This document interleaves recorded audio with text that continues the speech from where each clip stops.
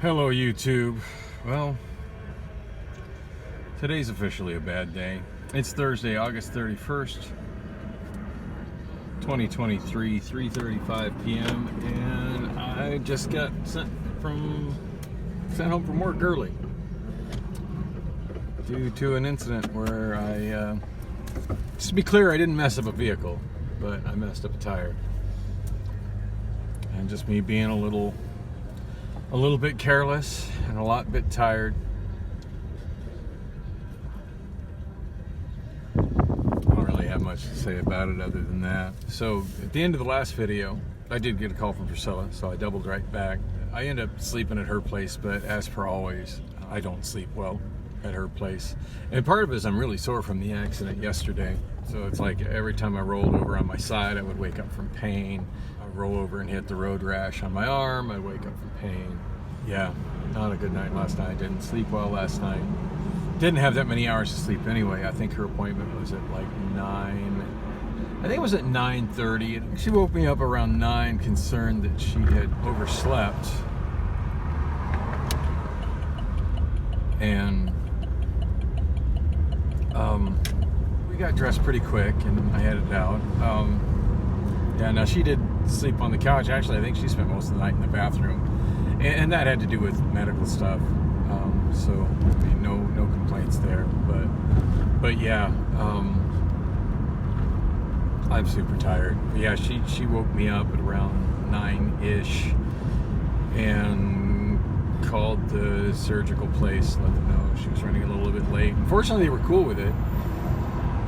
You know, it frustrates me how many medical places, if you don't make it in to sign in at the waiting room on time when you've got an appointment, they'll cancel your appointment. And if you call and you tell them they're running late, they're like, oh, we're going to have to reschedule you. But yet, invariably, well, I guess not always, but it seems like more often than not, when you get there, you end up checking in, and then you sit and wait in the waiting room until they see you. So it doesn't even matter that you're scheduled for a procedure at 9:15. They might not see you until 10. But heaven forbid you don't show up at 9:15, and heaven forbid you show up at quarter to 10. And I don't know what's all involved in the whole particulars of scheduling those kinds of things, but I just know for me as a patient, or me as a person rolling with a patient, making sure they got a ride when they're doing a procedure where they shouldn't be driving afterwards, it's frustrating. Anyway, everything went fine with Priscilla's procedure, which actually wasn't for her eye. But now I'm thinking that she probably told me and I just forgot. It's not a lack of concern. My brain just glazes up whenever people are talking about medical shit.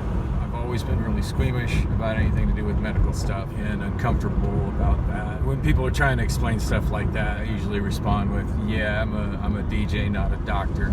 And I guess I could make an effort to learn about it. God knows I've made an effort to learn a lot about a lot of other things, but I don't know, this medical shit just, yeah. That's road rash. That's all I need to know about it. Speaking of road rash, I've got some on my left side, just above my hip, that I didn't notice yesterday. In fact, I didn't notice it until I got undressed to get in Priscilla's bed. And she wasn't with me, so she didn't see it. But along the road rash, I've got some odd swelling on my left side. And she's saying I should go to the urgent care and get it looked at. I don't know. I kind of want to, but I'm not 100% sure of the status of my insurance right now. I think I'm still on access, but I don't know for sure. But I just hate going to doctor's offices with an absolute passion. I'm a lot more sore today than I was yesterday. And admittedly, I was feeling it after I'd been working a few hours. Sore from wrecking the scooter. And I definitely felt it when I was on my way home from work, and as I was waiting on the bus. I don't know why that bus left so late, but it left late. I should have paid attention to what time it actually left and what time it was actually scheduled to leave, but it just felt like it left really late. I often wonder why that happened. My gut feeling is it's drivers are scheduled to get so much of a break between the start of a run and the end of a run. And I guess it figures he got there 10 minutes late or 5 minutes late, 10 minutes late, he's entitled to take his full break and leave 5-10 minutes late. And I suppose he is. It's just really frustrating when it impacts public transportation, because that throws other people off schedule, you know. And my iPhone 7 Plus just overheated. Fortunately, I still got the iPhone 6S Plus, and my AC is actually starting to cool off in the car, so maybe this one won't overheat. So back to my little incident at work. Rob wasn't there. I couldn't talk to him directly. I keep saying that there's very attractive black women in the office, and there's 3 of them. 2 of them are his half-sisters. 1 of them is not. You know, I've been told all 3 of their names. I can't remember them to save my life. But one that is not one of his sisters is always super, super friendly to me. And she was the only one in the office when I went in there. And I guess I should back it up to like what actually happened. So, getting a large SUV. Oh, damn this light. So much for things not overheating. Yeah, Keontae was driving the Shag. I'm getting out moving vehicles, and we go to the Hertz maintenance line. The only vehicle up there is a large SUV. I forget exactly what the model is, but I don't know. They're all the same to me. They're all killing machines to me. I'm not fond of extra large SUVs in the slightest. But regardless, it's still my job to move them. In fact, I spent an extra portion of my night last night just moving those out of the flip ramp and into the stalls that they go in. Not that that's something I really need to do. I just saw that it needed to be done, and I was on foot, and I was there, and the flip ramp was really sloppy, and it seemed like one of the easiest ways to kind of organize it was to get the extra large things the hell out of the way, since where the stalls I go in, it was right next to the flip ramp. So I could just do a few of those kind of quickly and then double back straight up the flip ramp and then see if there were some maintenance cars, because at that point there weren't. Anyway, that was last night. Back to today. So I got this extra large SUV and driving it forward. To be fair, my eyes were probably on the stereo. I don't recall that I was specifically trying to tune anything in.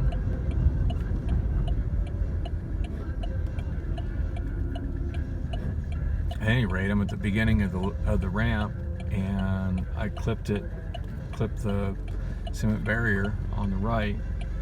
Thank God I didn't damage the vehicle, and that everybody's telling me I'll be all right. That I didn't damage the vehicle. It was just a tire. Tires aren't a big deal. But I think the fact that I even had a driving related incident is a big deal. I did make sure it was very clear that they knew that I was not using my cell phone whatsoever. In fact, my phones were not even in that vehicle, and Keontae backed me up on this too, that my phones were in the Shag on my chargers, because I stayed the night at Priscilla's, so they didn't all get charged up, so they were in the Shag on the chargers. But yeah, I hit it, and just immediately, like, I punctured the sidewall immediately, blew out the tire, and I stopped right there, and I'm like, well, fuck, now I gotta report this to a supervisor. And I walked back, I looked at it just to make sure, you know, well, did I hit the vehicle against it? What happened? And I saw it was just the sidewall of the tire. And walked back. Keontae's like, well, take it down to the line, which made sense to me. I mean, yeah, I need to report it immediately, but on the same token, like, with me blocking the ramp, I'm stopping everybody from working. So that made sense to me to get it, you know, to get it off the ramp, especially since there's no damage to the vehicle itself. It's just a tire. So I went ahead and drove it off, you know, down the ramp, and put it in I was putting it in the tire line, and as I was putting it in the tire line, 2 of the Hertz, I'm assuming mechanics, but definitely Hertz people, rolled up next to me and asked about it. And they said, "What's up with that tire?" And I said, it's flat. And I'm not trying to be a smart ass or anything. Just, I don't know, people ask obvious questions, I give obvious answers. And at that point, and they weren't coming at me all like accusatory or anything. And I'm generally the kind of person that likes to lean towards honesty anyway. I just figure it's better to be straightforward with shit like that than lie and try to cover it up. Now, granted, this is one that I maybe could have lied and covered it up and got away with, but they asked, well, the next thing they asked was, well, did a customer turn it in like that? At which point I was like, no. I scraped the side of the ramp and damaged the sidewall. At which point they're coming out and they're looking at it. And at this point I kind of got to fast forward, because when I went to the office, to the MLS office, and mind you, these were Hertz people that rolled up by me. Now, I don't know if they were mechanics or if they were supervisors. All I know is, I'm assuming they were mechanics. All I know is they were in Hertz uniforms, and they were two guys that I don't know personally. Now, I feel like most everybody that works directly for Hertz really has my back and really likes me. I mean, they know I've got a solid work ethic, that when I'm out there, I'm working. I'm moving vehicles. I'm taking care of stuff. If a customer asks me a question, like, I help them as much as I can. I just try to, I work. I mean, that's my work ethic. When I'm working, which is saying something. A lot of the drivers there, they get in cars and they try to park in like out of the way areas and do nothing, or some get in cars and they just drive in loops trying to look like they're busy. I actually work. I try to move as many vehicles as I can from point A to point B, even stuff that's not maintenance. If I'm not swamped with maintenance and I'm up in an area and I see that it needs vehicles moved, I do it. Obviously my focus is on maintenance because that's my assigned job. But it's like I was saying last night, I was parking the giant SUVs. I just saw it was something that needed to be done and something that could help clear out, not clear out, but create space on the flip ramp.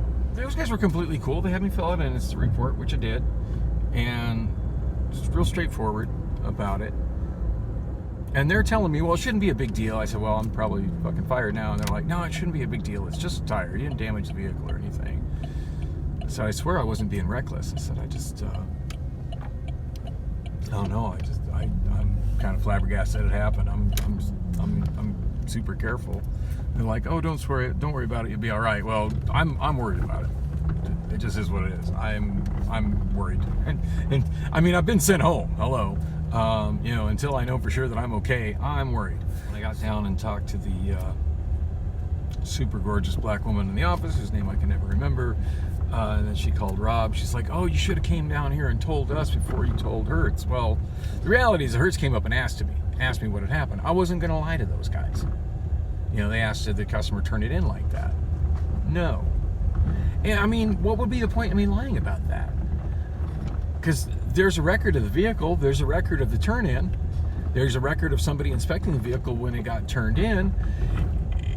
If there's something like that, like, I'm not going to throw that person under the bus and say, oh yeah, that was like that and they didn't report it. I'm not going to do that. But yeah, they're like, oh, you should just put it in the tire line and just let us know. Yeah, nah, they came up and asked what was going on. I was completely honest and straight with them. I was kind of thinking about doing that. I was definitely thinking about doing that. But once they came up and talked to me, I wasn't going to lie about it. I wasn't going to lie about the situation at all. Had the people from Hertz not come up and said anything, I would have parked it. In fact, I had it in the tire line. But yeah, I was definitely going to put a yellow hat on it. And damn, I'm struggling so much opening my damn doors today.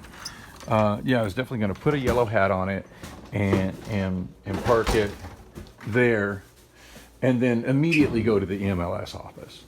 And it's my understanding, in fact, I mentioned yesterday that we had a group meeting yesterday, and then I was going to talk about that, and I never get around to talking about it, but it was actually all about vehicle safety and all the things you are to do and not to do while operating a vehicle, and all the rules and stuff. It's all stuff that was covered in the onboarding, but apparently there's been a real uptick in incidents involving wrecking cars by MLS staff. So somebody decided that, yeah, we needed to have these additional huddles about them, and everybody needed to review them on paper and take a quiz on the rules and have it graded. And if they didn't have 100% on it, they didn't continue to drive, and blah blah blah. And yeah, it was super awkward. Like last night, I'm as I'm working, I had one of the supervisors come up to me, and he looked like he was in not a good mood. And I didn't really pay no mind because I didn't feel like I had done anything to contribute to that. And he asked if I've got any, if I had anybody working with me at that point. And I said no. And I was honestly at that point, I was hoping he was going to assign a driver to me, as long as it's not the one guy that I was dealing with a couple weeks ago that just wanted to look at his phone and smoke the vape in the vehicle and refused to buckle up. So the whole time he was in the car, I had to hear the car go ding, ding, ding, ding, ding. And I mentioned that guy. That guy really, yeah. After lunch break, that guy, I'm just like, yeah, I don't need him. Guys, I'm better. I'm better by myself. Thank you. But yeah, but anyway, I was thinking maybe they were going to assign me a driver or something. So I, oh goodness, it hurts to lay down because my chest is so sore from the accident. So anyway, as I was saying, yeah, so we literally just had the safety huddle last night. So anyway, he goes, oh, I need you to come down to the break room. And at that point, he was kind of upset. And I'm like, God, am I in trouble? I mean, I didn't say that. I'm thinking that, like his body language. And granted, I'm notoriously horrible at reading body language. But his body language at that point, I noticed he seemed kind of upset. Now, looking back on it, I think he was just upset because he had to do this. It was not Anthony, but the other up-down lead, a black guy. I forget his name. I don't think I know his name. At one point I was confusing him and Anthony. I feel kind of embarrassed about that. But yeah, I think they were just irritated that they had to do that. And they were tasked with that. So yeah, that was just last night. So of course I'm probably the first one to have an incident since that. So go me. And of course, many of those rules get broken on the daily. In fact, there were some of those rules that were broken within an hour after that whole huddle. And I'm not talking just by me, just in general. I mean, it wasn't too much later. I got in with one of the leads, I forget which one it was, in the van just to get a ride to the top, to the maintenance lines. And the seatbelt on the passenger side was already buckled and down. And I figure I'm generally not the one that's riding up there. I'm just getting a quick ride up. I didn't want to unbuckle it from however somebody had made the effort to do it like that. So I just sat on top of it.